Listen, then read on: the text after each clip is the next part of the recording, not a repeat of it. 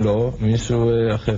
תודה רבה לך. היית אצלנו בפעם האחרונה, מתי זה היה? אתה זוכר? אתה זוכר את התאריך? לפני 11 שנה משהו. לפני שנה בערך, נכון? שנה נדמה. ואז סיפרת לנו על מפלגת הילדים שאתה עומד בראשה. אני מצטער, לא אגודת הילדים, ואני חושב יש הבדל גדול בין מפלגה לאגודה. מה ההבדל?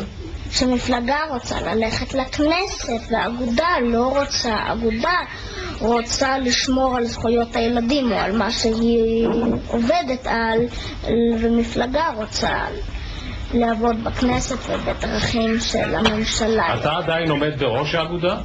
כן. עד מתי? אתה יודע, אחרי כמה שנים? 3-4 חודשים, כי יש לנו רעיון דמוקרטי שבעוד 3-4 חודשים צריכים להחליף את היושב ראש, כי אני רוצה גם לעסוק בפסנתר ובעיקר במתמטיקה.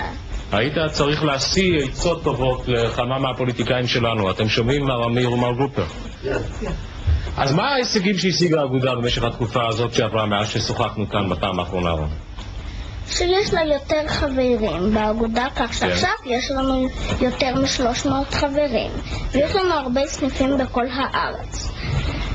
למשל, יש איזה מקום איפה שכל אחד מכיר את השני, זה כל כך קטן המקום, ואיזה הורים נורא הרביצו את הילד שלהם, אז הילדים בסניף הלכו לבית ותלו פתקה על הדלת, ושם היה כתוב: כאן גרים הורים שמרביצים נורא את הילד שלהם.